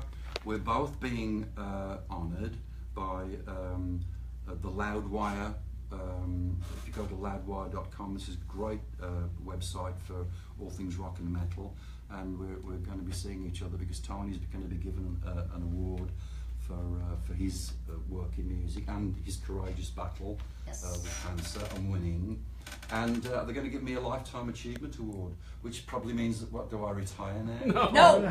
Those things. No. What else is there to do when you've achieved a lifetime, whatever? So that'll be fun. And whenever I'm with Tony, you know, you get two old metalheads there in a corner and we just talk each other to death with rock and roll stories. So that's a good thing that's coming up in October. That's October. All right. We do a segment here called NFL 4 Downs, where we have 4 downs with 4 NFL stories, and I think I might have a good story that you could read in one of the places of these downs. Are you familiar with Rob Gronkowski, tied in with the New England Patriots? Just a loudmouth, lovable. Okay. I mean, this is, you know, that's just him. I mean, it's, yeah. He's got a favorite number, and it's 69, and he wants to wear it in the NFL. And would you want to read that story? What do you mean by read it? I mean, I've got the story in front of me. Yeah, please give it to me, because that is my favourite number. Would you believe that? I mean, does that make sense? That means you only have 3 more years. You know, I can't wait for that, because I know! Route 66, I'm about to go into my 66th year, because I kind of look forward to these things. At one point, I was like, oh, I don't want to be old. And now I love being old, you know. So I was waiting for my 50s was great, because it's half a century. Right. 60 was, you know, okay. But then I'm thinking, I'm going to be 66, Route 66, you know, the great institution of American rock and roll. And getting I think what I'm going to do, hopefully, is drive along Route 66 sometime from August 25th to next year. I've always wanted to do that, so I'll do that. But then the next one is 69. My mind boggles what I'm going to do. I'm not going to go there. And I know what he's going to do next. It sounds good, doesn't it? What's that, Alex?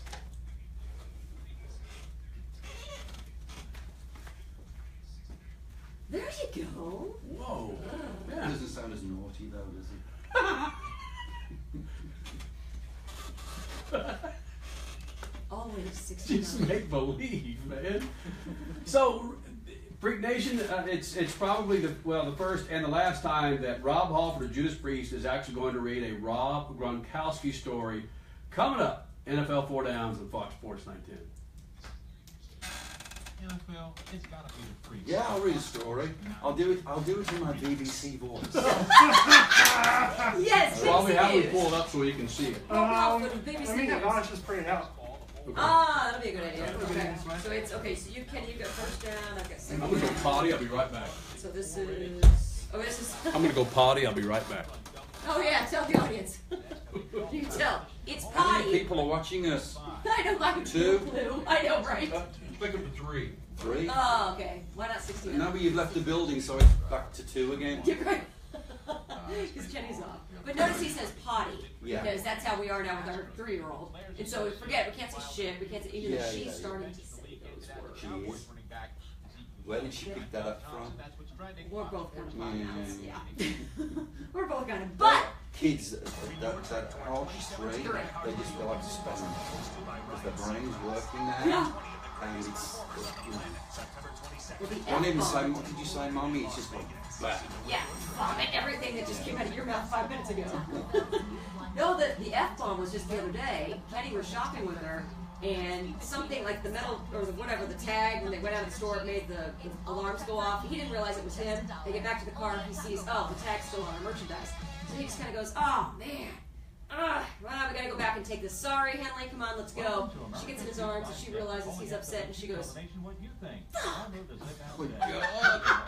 And he So goes, your what? instinct is shock, and then you want to burst out laughing, but you can't do that because they know if they made you laugh, they're going to say it again and again. Exactly. But yeah, he's like, where did you learn that?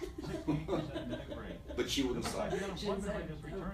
We're trying to still kind of nonchalantly find out, but like you said, the more we bring it up, the more she's like, oh, I got to him. Yeah, got the word, I know what that word can do. We were on a flight yesterday, and she knows that goddamn it is not right too. So Kenny said, oh, darn it. And she goes, Daddy, darn it's okay, but goddamn it is not. Just the whole flight was like. There you go. Okay. So, 3rd down right there. That's going to be it. I told you the fuck story. Okay. Leave it to the one and only Gronk to make the easy sex joke. Ready? Of all the media options today, Got it.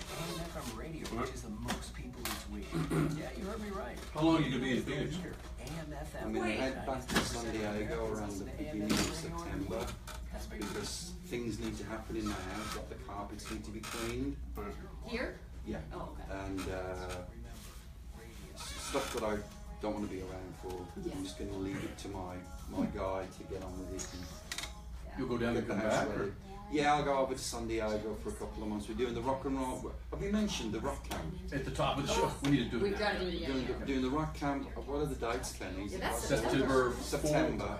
Doing that, and then we've got the Loudwire Awards in October, and then I'll be back, and then I'm getting ready to bring the family, my sister, my nephews, my nieces are all coming over for a holiday in Christmas holiday Phoenix event.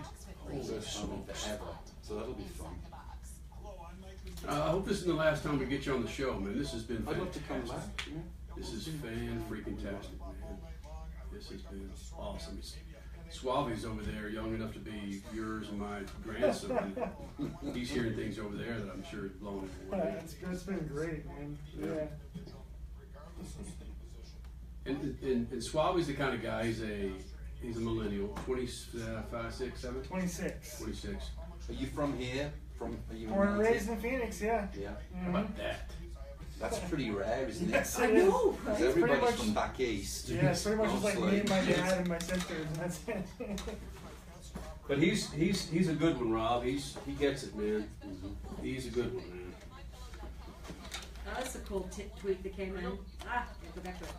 Bill on Twitter, love that Kenny and Crash have Rob Halford on Fox Sports 910. Such a great interview. Even heard mention of @John5 Guitars. Yeah. We need a two reunion. Johnny's got his guitars. Dude's a monster, isn't he? Yeah. You're not going to find a better, well, you may, but in my opinion, that's, Rob Halford, is that a top 5 opening riff of all time? Paranoid? Oh yeah, undoubtedly. And it's so simple. Yeah. You know, the simple. Have you noticed I put my granddad specs on? So I'm going to read something in a minute. People on the Facebook simple Live are song- going, no, he's got Raiders on, man! Rob Halford has Raiders on! Walmart. Yeah. I love Walmart. Yeah, all of the, nearly all of the great moments of music have simple things going on for them, whether it's Paranoid or whether it's She Loves You, yeah, Right. yeah. Whatever it might be. If you think about all the great moments in music, even classical music, da da da da. Yeah. And how simple is that? Right. Oh, What is wow. that? Da, da, da, da. Anyway, it's a simplicity that really kind of, they call them earworms, they get in your head and you can't let them go. So yeah, the Sabbath riff, Paranoid, again, like it was made yesterday, it's just stood the test of time. Let's do this. We're going to do NFL 4 Downs. Pull up the live version of Victim of Changes. That will be our music bed. Rob Halford singing absolutely you know what? I won a air guitar at Sam Houston State, 1983. Came back for an encore. Wait, you want an air guitar Contest. If you want an air guitar, I would really like to I see want that air guitar. price. It's awesome. I'll just give you a guitar case with nothing in Yeah, it. here it is. Came Oh back, my God. air guitar and encore to Victim of Changes. No. And I jumped off our fake drum stage. Jumped off there and I hit my hand up in a ceiling fan. Oh.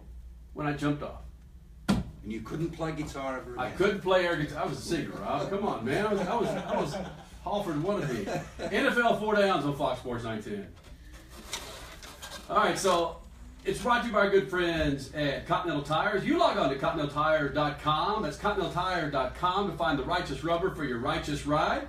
That's ContinentalTire.com. With Victim of Changes underneath. Who's got first down? Me? You do. All right, so Rob's got what? Third? What's Rob got? He's third. Yes. Okay, Rob, you got third down. All right, so first down. I don't know how I'm going to concentrate with this song underneath me. Hey, you're a professional, Kenny Sargent. Come on, right here, Crasher.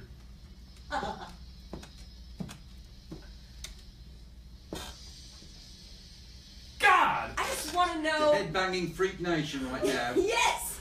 You got to still get goosebumps, Halford, with that? I've got them now. Kenny.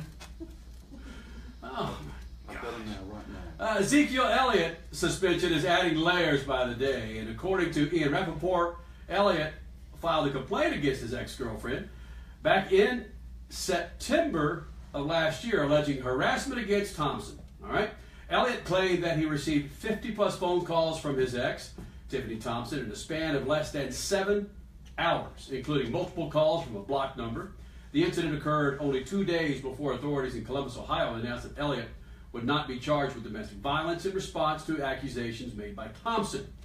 Does this change anything as far as the NFL's decision, Crasher? Again, we don't know what evidence the NFL has come up with that we have not seen yet, and we probably never will see it. So it all depends on how the appeal process goes. Second down, crash last. All right, the future of Redskins quarterback Kirk Cousins still in limbo, but get this, Kirk says he wants to stay in D.C. for his entire career. He said, "I'd love to be a Redskin the rest of my career." When you look at the best of the best, those quarterbacks played with one team. Well, Peyton Manning didn't.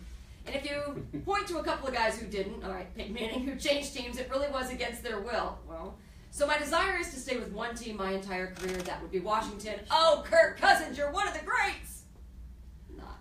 What do you expect the dude to say, man? He's going into the regular season. If he says, yeah, you know what, I want to leave the Washington professional football team into next year, get his ass booed. Piece of yeah, he would. All right, man, here it is. The first time that Rob Halford has ever contributed to the Freaks NFL 4 downs, and you're taking third down, Rob. What you got? Yes, I'm going to do this in my BBC radio voice. Sweet. Leave it to the one and only Gronk to make the easy sex joke. As we know, well, Rob I've screwed that up completely. Gronkowski is a fan of the number 69. Nice. Unfortunately, he can't wear the famed number in the NFL because of NFL rules, but that doesn't mean he can't pay for the right to do so, right? Gronk even said he's willing to pay up. How much? $69,000, of course. Oh, You like that, yeah. Very nice story. Suave loves the number 69. Say it, Suave. Nice. Nope, say the number. 69. Okay. We'll just let that sit there for a little bit. Why don't you take fourth down, Suave? You got it, man? I will. Okay, so, by the way, I was more than happy to give up any mic time tonight for Rob Halford. Isn't it awesome? That's pretty cool. Pretty cool game when I get to do that. But ESPN is in hot water earlier today after a segment that aired on their fantasy marathon show where they held a live auction for several players, including Odell Beckham Jr. So we do know that fantasy auctions are, of course, commonplace among fans, but some fans took offense to this segment because it came off too much like a slave auction. Oh, yeah. Ooh. Oh. Yeah, so even Odell Beckham Jr. himself wasn't a fan. He actually tweeted out a link to this sketch, and he writing, "Speechless." So Jody talked a little bit about this on his show with Bo. Did ESPN go too far with this segment? I didn't think they did, because fantasy auctions happen all over the place. People do this online on a daily basis, thousands of times. Yeah, like you what's bid so wrong with ESPN airing it on TV, basically? to go out to dinner with a celebrity or something, right? Yeah. That's pretty much. Yeah, I didn't watch it, so I don't know how it was portrayed or how they actually went about doing it themselves. But you're right; these things do happen all the time, and it's all in good fun, and it raises money for charity typically. So I don't know why that would be wrong. Rob, you care to pontificate? I'll pontificate after Alex has made his. No, I'm just going to go, what is this like? It's one of these fake news, conspiracy, twisted story kind of, did it really happen, but now it's on the internet, so it's real type of things, you know. Oh, yeah. But I'm with Crash if it's raising cash and it's good for charity. Freak Nation, we're going to wrap up 2 hours of Rob Halford as honorary freak in the Freak Nation. And Rob Halford, have you touched any of your Snappy Kit Kats? No, I'm going to take them home because right after I finish this amazing Freak Nation show with Kenny and Crash and the guys, I'm going to Kane's Chicken to get some Kane's Chicken fingers licking strip on KFC. Mashed potatoes, gravy, and a Kit Kat to follow, and a cup of English tea. Bam! Go to bed. I'll be in bed by 10. No, I won't. I'm an owl. I shall go back after I've consumed my canes. I shall sit with my Kit Kat and my English tea and Alexa, who's probably still playing Rolling Stones right now. and then I shall watch some late night TV and then go play on the internet and So you see how my Ronnie James Dio fund is doing. Yes, yes, yes. please go there, folks, and keep donating there. And then I shall think, what a great day this has been. What a great. So you can stay up till 2 or 3 in the morning? Oh, well past that. I go to bed when the sun gets up. Freak Nation, We'll, on the edge of light. We'll wrap it up with Night Owl Rob Halford next on Fox Sports 910.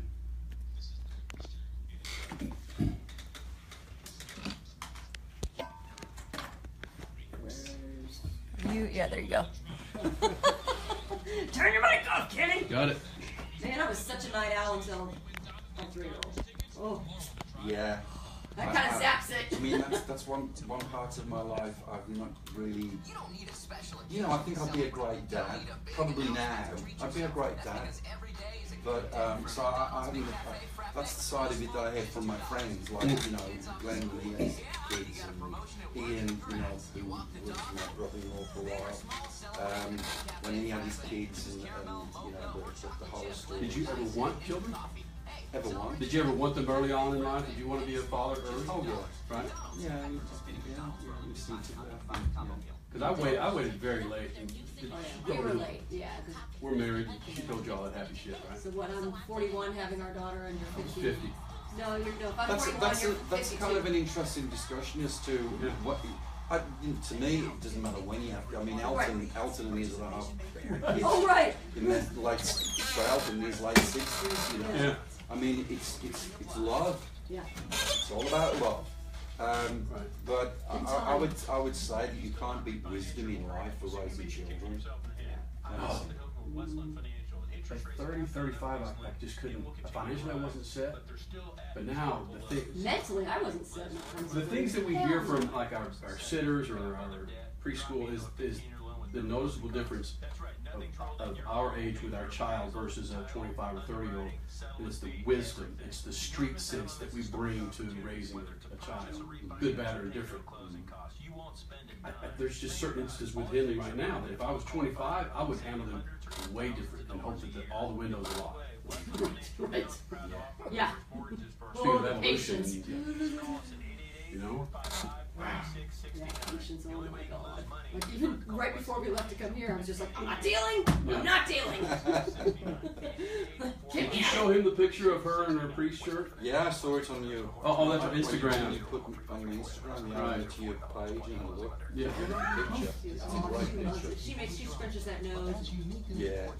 I love it. You must come to the show when we play here Yes. next year. I'll make sure that Jane gives you whatever you want. Absolutely. Bring the kid in. Oh, absolutely. Bring me in, hell. That's why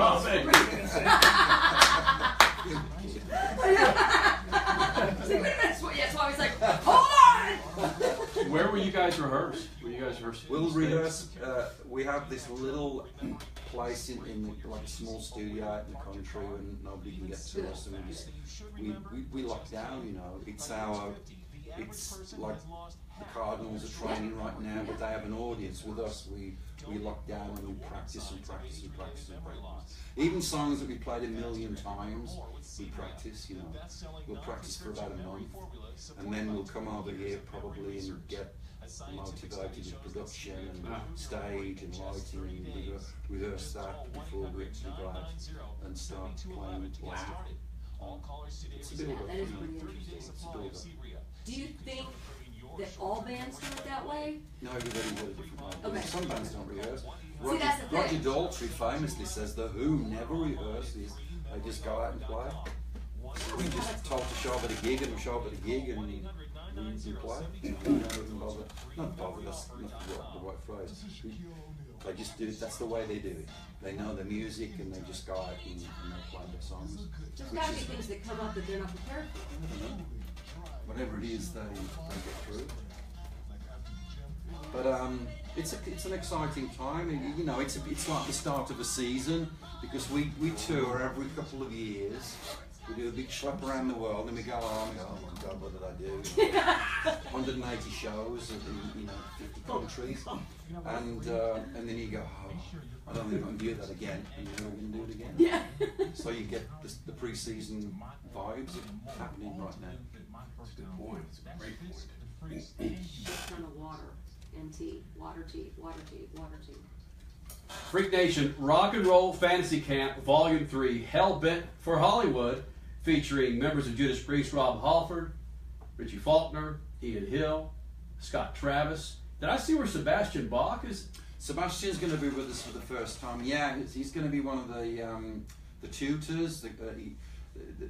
Sebastian will be there, you know, giving singers, sometimes first ever rock and roll singers, some of his great knowledge and experience on how to perform a song and to perform it on stage. There'll be a lot of our friends that are there prepping everybody before we actually come in, and then we do the final live performance at the Whiskey Go-Go, which is a great piece of rock and roll. Yes.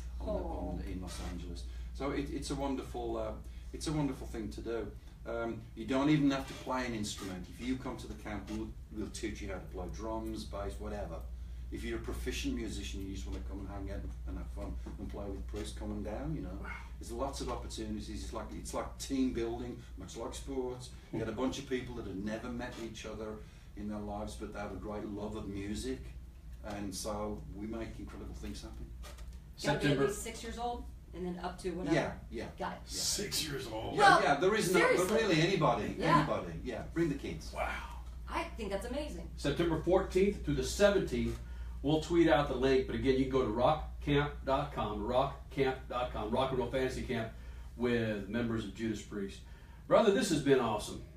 Thank you, Kenny. It's the first time we've met, right? And how cool in our hometown. And we've spoken so many times over the years on the telephone from different locations around the world. Yeah. And this is next time I would like you to do it again here with you guys. Would you? If you'll have me back. Absolutely.